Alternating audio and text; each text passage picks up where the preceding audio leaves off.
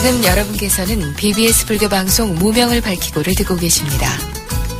불교계의 다양한 소식과 화제 인물을 만나보는 시간, 진행의 이명학 아나운서입니다.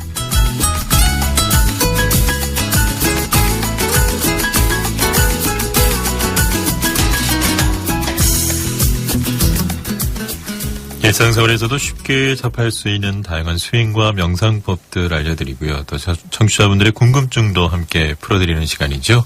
지금은 수행시대 시간입니다. 매주 금요일 이 시간 여러분께 선물도 드리고 있는데요. 수행에 대한 궁금증, 또 여러분들께서 수행하고 계신 수행담도 좋습니다.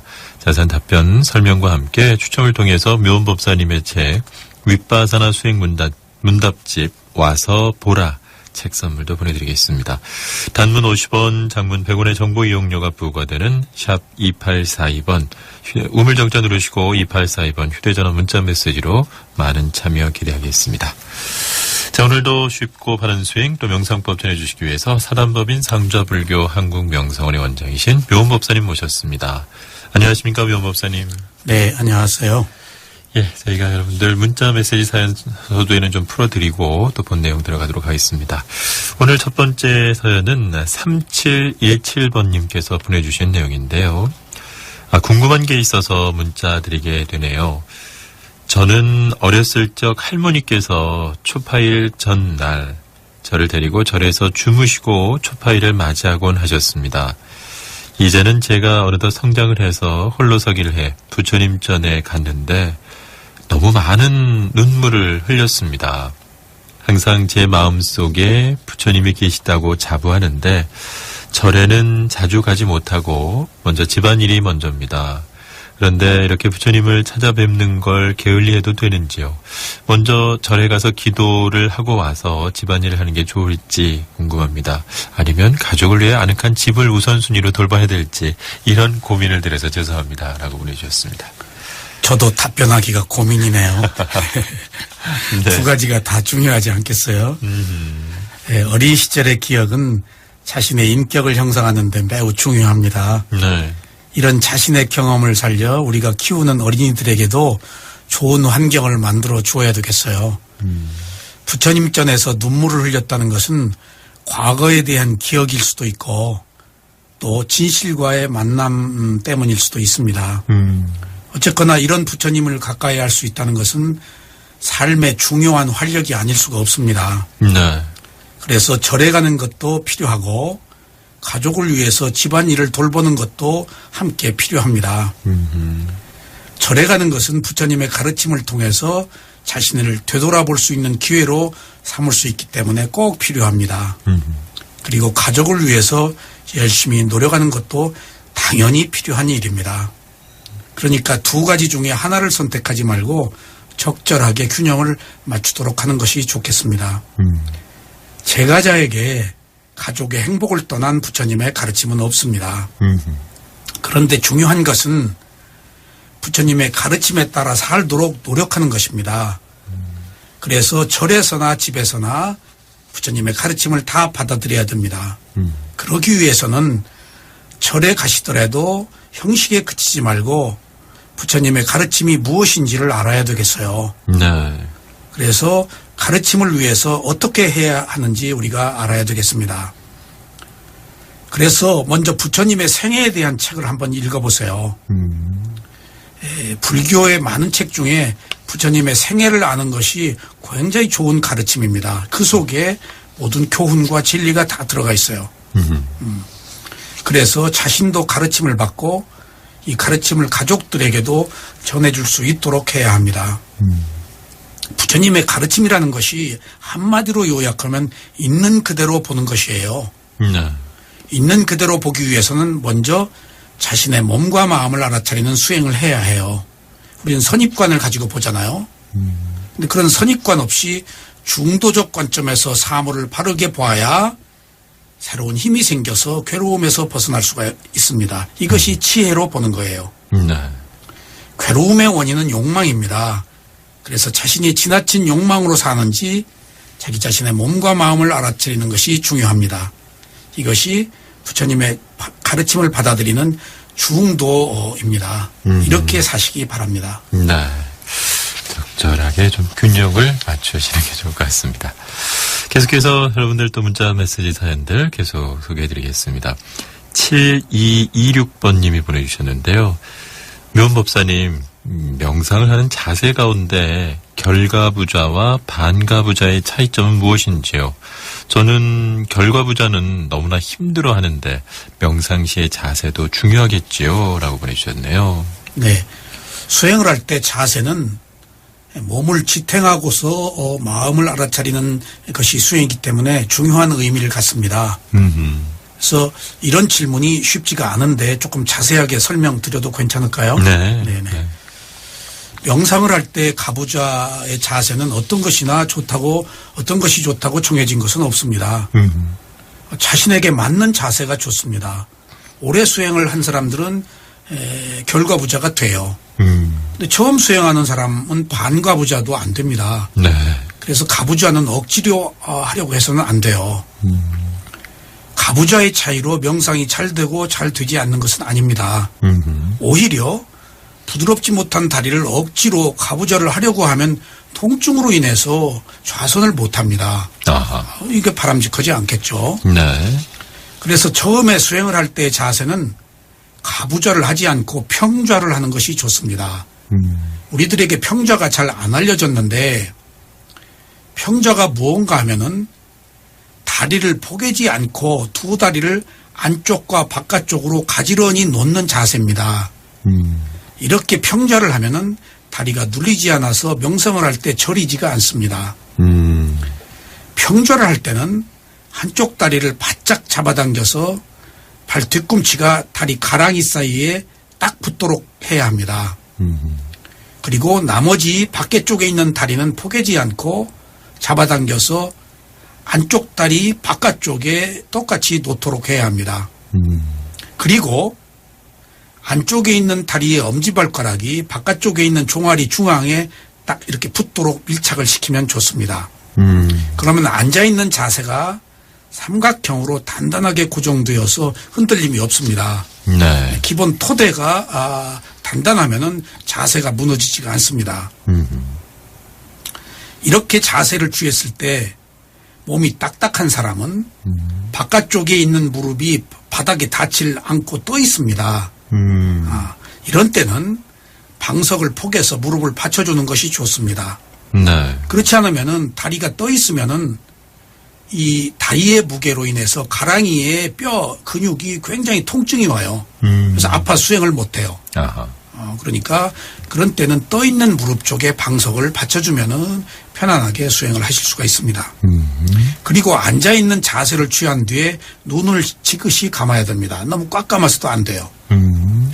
눈을 감는 것은 마음으로 알아차리기 위해서입니다. 아하. 좌선은 특히 마음이 일을 하는 것이거든요. 눈을 뜨면은 내가 본다는 시각이 생겨서 몸을 집중하기가 어려워요. 그리고 좌선 중에는 눈을 사용해서는 안 됩니다. 눈으로 보면 형상을 보는 것이거든요. 네. 그래서 몸에 실제하는 느낌이나 마음을 알아차리기가 어려워요. 모양으로 보기 때문에. 예. 눈을 감으면은 마음이 일을 하고 몸의 느낌을 볼 수가 있어서 실제하는 세계를 볼 수가 있습니다. 참선하시는 분들은 이게 졸음이 오니까 반개해서 눈을 좀 뜨라고 그러는데. 그건 사마타 수행에서는 눈을 뜹니다. 아하. 위파사나 수행에서는 눈을 감습니다. 아, 네. 잠도 하나의 대상이기 때문에 안 자려고 하지 않고 알아차리면 되는 것이니까. 아하, 예, 예. 그래서 수행자가 눈을 뜬 세계와 감은 세계는 전혀 다릅니다. 눈을 뜬 세계는 현상계 우리가 살고 있는 세계의 연장이에요. 네. 눈을 감으면 아무것도 생각나지 않는 전혀 새로운 세계예요. 그건 마음이 끌고 가는 세계예요. 그러니까 온갖 망상, 온갖 것들이 나타나는 게 새로운 세계이기 때문에 그래요. 눈을 뜨면은 오지 않는 망상들이 눈을 감으면 생기는 이유는 전혀 새로운 세계예요. 그래서 그 새로운 세계에서 새로운 시각을 갖는 것이 눈을 뜨고 하는 수행이에요. 그래서 눈을 지그시 감으셔야 됩니다. 그런데 지나치게 졸릴 때는 눈을 지그시 뜨고 바닥을 주시해야 됩니다.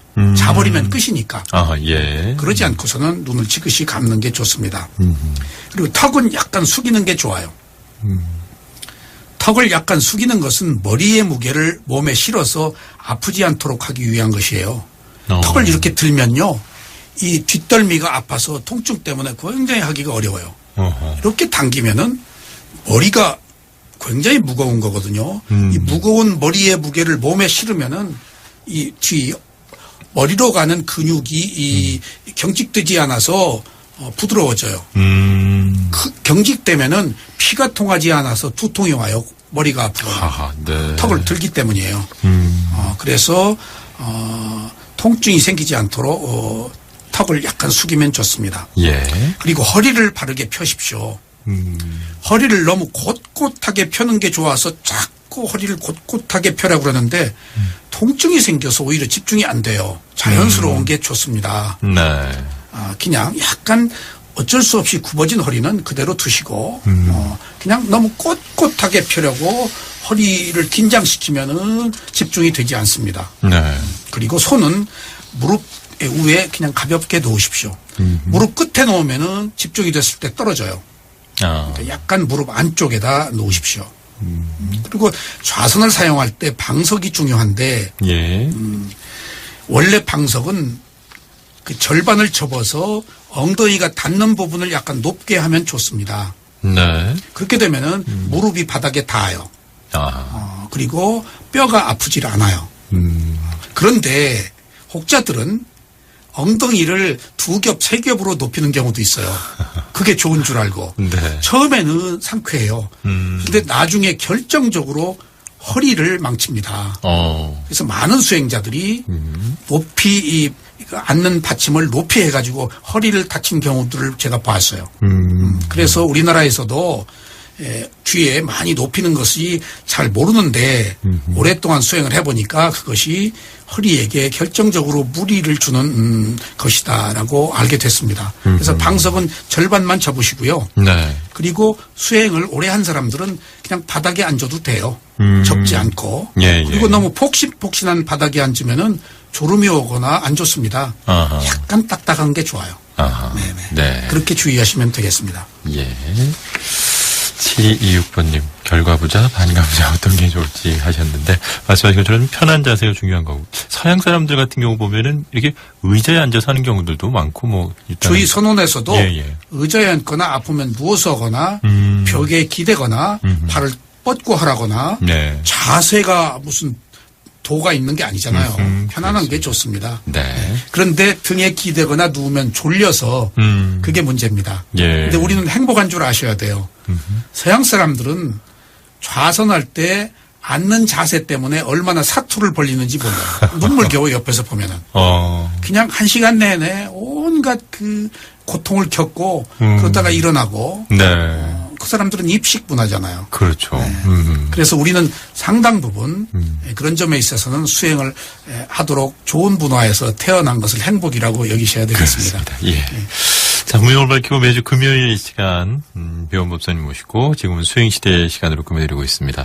여러분들 문자 메시지 사연 답해드리고 있는데 하나만 더 살펴드리고 또 본 내용 들어가겠습니다. 6404번님이 보내주셨는데요. 배원 법사님 공부 잘 배우고 있습니다. 그런데 대상으로 알아차려야 한다라는 말씀을 하셨는데 그 대상이 어떤 것인지 잘 이해를 하지 못하고 있습니다. 자세한 설명 부탁드립니다. 라고 해주셨네요. 너무 좋은 질문이에요. 저는 예. 무심히 말하지만은 사람들이 모르는 이야기를 이렇게 질문해 주시면은 네. 제가 법문할 때 더 자세하게 또 얘기를 해요. 부처님께서 깨달음을 얻는 수행을 이렇게 하라고 설하신 것이 사념처 수행이거든요. 네. 그 사념처 수행이 신소심법인데 몸, 느낌, 마음, 법이라는 4가지입니다. 여기서 4번째가 법인데 이때 이 법을 마음의 대상이라 그래요. 네. 이 법이 무엇인지 사람들이 잘 몰라요. 이게 마음의 대상이에요. 이때 마음의 대상은 마음이 무언가를 알아차릴 대상이라는 뜻이에요. 대상이 있어야죠. 그렇죠. 네, 이때 법이 대상입니다. 그래서 수행을 한다는 것은 먼저 알아차릴 대상이 있어야 됩니다. 그리고 그것을 아는 마음이 있어야 합니다. 네. 그리고 알아차림이라는 깨어서 보는 행위가 있어야 합니다. 이 세 가지 조건이 성숙되어야 비로소 수행이라고 할 수가 있어요. 예. 만약 대상이 없으면 알아차릴 뚜렷한 목표가 없는 거예요. 그럼 수행이 성립될 수가 없어요. 그런 의미에서 마음의 대상이라고 합니다. 네. 그러나 일단 일어난 문제를 대상으로 삼으면 수행을 한 것이 되기 때문에 대상은 중요한 의미를 갖습니다. 제가 대상으로 삼으시오라고 하는 것은 나타난 문제를 이것이 대상이다라고 아는 것과 모르는 것의 차이가 있어요. 대상이라고 알면 수행이 돼버려요. 대상이라고 모르면 휩쓸려서 끌려가 버려요. 아하. 그런 의미에서 대상은 수행자에게 선결 조건으로서 매우 중요한 의미를 가져요. 네. 그러니까 대상으로 삼아라. 제가 그런 얘기를 하는데 그것은 벌써 알아차릴 대상으로 삼아라. 수행을 하라. 목적이 생긴 거예요. 네. 그런 의미가 있어요. 그래서 부처님께서는 사념처 수행인 신수심법을 대상으로 삼으라고 그러셨어요. 이 대상이 뭐냐? 네. 그럼 신수심법이에요. 아하. 사념처 수행에서 첫 번째는 몸을 대상으로 알아차려야 돼요. 두 번째는 몸의 느낌을 알아차리는 거예요. 몸을 알아차릴 때는 호흡이나 몸의 자세, 느낌을 알아차릴 때는 즐거운 느낌, 괴로운 느낌 그런 것. 네. 세 번째는 대상이 마음이에요. 그리고 네 번째가 그냥 알아차릴 대상이에요. 근데 네 번째 이 법이라는 것이 알아차릴 대상이라는 의미가 있고 또 깊은 뜻으로서 진리라는 의미가 있어요. 그러니까 법이라고 그럴 때 처음에는 대상으로 삼아라. 몸과 마음 느낌을. 네. 그럼 일단 대상으로 삼아서 알아차리면은 차츰 지혜가 나면은 무상고무활라는 진리의 법으로 바뀌어요. 그래서 남마라고 하는 법은 첫 번째는 대상이고 두 번째는 진리라는 의미가 있어요. 그러니까 첫 번째 대상을 알아차려야 거기에서 자연스럽게 무상고무활을 아는 지혜가 성숙됩니다. 그래서 법은 대상의 법과 진리의 법이 있다. 그래서 대상의 법을 알아차리면 차츰 진리의 법에 이른다라고 그렇게 이해하시면 되겠어요. 네. 자, 매주 금요일 시간 묘원법사님과 함께 지금은 수행시대의 시간 꾸며드리고 있습니다. 말씀드린 것처럼 이렇게 문자 메시지로 사연들 보내주시면 제게 질문 답도 해드리고요. 아까 말씀드린 것처럼 윗반사나 수행 문답집이죠. 묘원법사님의 책 와서 보라 책도 추첨을 해서 선물 보내드리겠습니다. 단문 50원, 장문 100원의 정보 이용료가 부과되는 샵 2842 휴대전화 문자 메시지로 사연들 보내주시면 저희가 전반부에는 이렇게 사연들 소개해드리고 답변도 해드리겠습니다. 자, 이제 본격적인 내용 들어가 봐야 될 텐데요. 이제 사념처 수행의 느낌을 알아차리는 수행에 대해서 계속 살펴보도록 하겠습니다. 지난 시간에는 이제 부처님께서는 느낌의 기원이 접촉 때문이다라는 말씀을 해주셨고요. 이것이 나의 느낌이 아니다라는 말씀도 해주셨습니다. 그래서 이제 우리의 어떤 그 행복, 불행이 나의 느낌이 아니라고 하는 것을 알 때 비로소 행복이나 불행으로부터 좀 자유로워질 수 있다라는 말씀도 전해주셨는데 부처님께서는 이처럼 느낌의 어떤 그 기원에 대해서 말씀하신 것 외에 또 느낌을 어떻게 알아차리라고 말씀하셨는지 좀 전해주시죠. 네, 부처님께서 느낌에 대해서 설하신 법문이 많습니다. 네. 경전 곳곳에 느낌 이야기가 있어요. 그래서 그 내용들을 앞으로 하나씩 기회가 닿을 때마다 설명을 해드리겠습니다. 네. 부처님께서는 느낌의 기원을 알라고 하신 말씀 외에 느낌을 안으로, 밖으로, 안팎으로 또 알아차리라고 말씀을 하셨어요. 사실 느낌뿐만 아니고 모든 대상을 항상 안으로, 밖으로, 안팎으로 알아차리라고 말씀을 하셨어요. 몸을 알아차릴 때도 호흡을 알아차리는데 나의 호흡을, 그다음에 상대편의 호흡을, 그리고 모든 사람의 호흡을 그렇게 안으로, 밖으로, 안팎으로 이렇게 알아차릴 대상의 영역을 정하신 것은 매우 중요한 지침입니다. 네. 그냥 이건 간과해서는 안 되겠어요. 부처님이 큰 뜻을 가지고 이렇게 말씀을 하셨어요. 그래서 항상 자신만 알아차리지 말고 남도 알아차려야 하며 또 자신과 남을 함께 알아차리라고 말씀하신 거예요, 이게. 네네. 흔히 말하기를 상자불교 수행자들은 저만 한다고 말하는데 이것은 왜곡된 말이에요. 부처님의 가르침을 그대로 계승하고 있는 수행자들은 결코 자신만 알아차리지 않습니다. 먼저 자신을 알아차리고 부처님의 가르침처럼 다음에 또 남을 알아차리고 그리고 자연스럽게 자신과 남을 동등한 입장에서 알아차리는 일련의 과정이 있습니다. 이것을 잘 모르면 저만 한다. 그렇지 않습니다. 어떻게 저만 알아요? 이건 상당한 왜곡입니다. 원래 깨달음은 항상 자신의 감각기관에 마음을 두고 알아차리는 수행을 해야 됩니다. 그러나 자신만 있는 것이 아니기 때문에 2차적으로 남에 대한 알아차림도 필요합니다. 네. 남을 무시하고서는 완전한 깨달음을 얻을 수가 없지 않겠어요? 그래서 무엇이나 먼저 안을 알아차리고 다음에 밖을 알아차리고 그 뒤에 안팎을 알아차리는 일련의 과정을 거쳐야 됩니다. 그래서 느낌에서도 먼저 자신의 느낌을 알아차려야 하고 상대가 있을 때는 상대의 느낌도 똑같이 알아차려야 되고 그리고 자신의 느낌과 상대의 느낌을 함께 알아차려야 합니다. 이렇게 느낌을 알아차리면은 무상함을 알아서 느낌으로부터 초연해질 수가 있어서 비로소 욕망에서 벗어날 수가 있습니다. 여기서 나의 괴로움을 알아차렸단 말이에요. 그럼 나만 괴로운 게 아니잖아요. 그렇죠. 그럼 상대에게도 똑같은 괴로움이 있다라고 알아야 돼요. 그리고 나와 상대가 똑같은 괴로움에 처해 있다고 알아야 이 괴로움은 억울하지 않네. 나만 가지고 있는 게 아니네. 연기가 회전하는데 나만 회전한 게 아니거든요. 똑같이 회전해요. 네. 억울해할 거 없어요. 네네.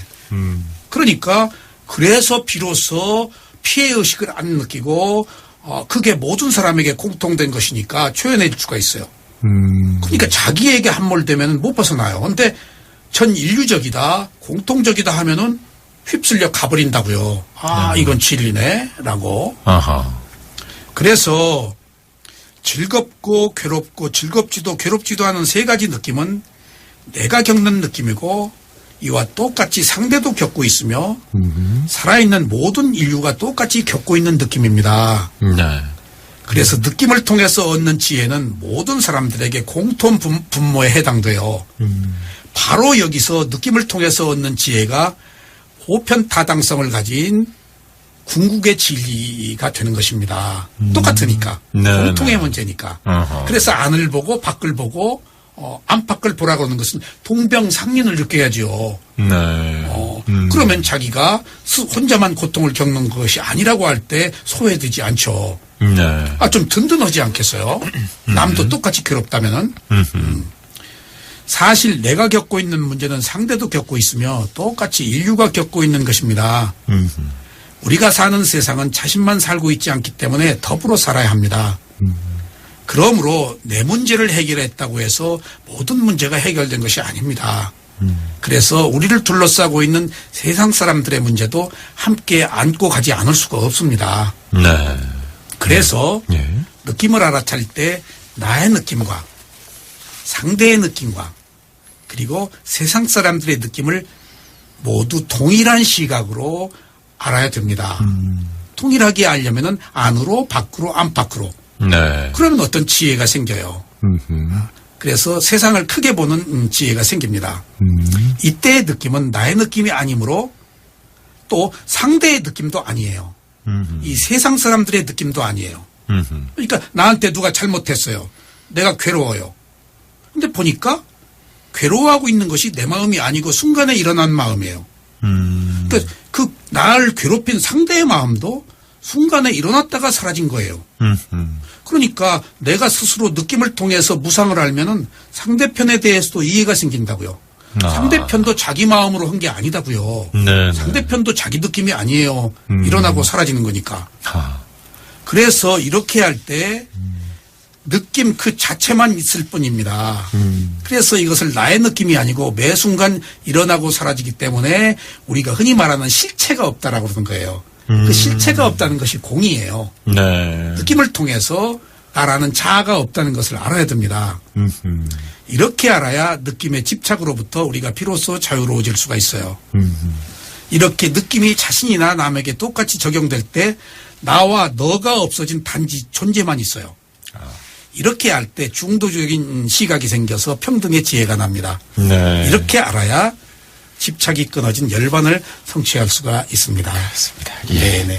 장미월 밝혀 매주 금요일 이 시간 묘원법사님과 함께 지금은 수행시대 시간 꾸며드리고 있습니다. 오늘 벌써 시간이 다 돼서 아쉽지만 마무리하고 다음 주 금요일을 또 기약해야 될 것 같습니다. 묘원법사님 귀한 가르침 감사합니다. 네, 감사합니다.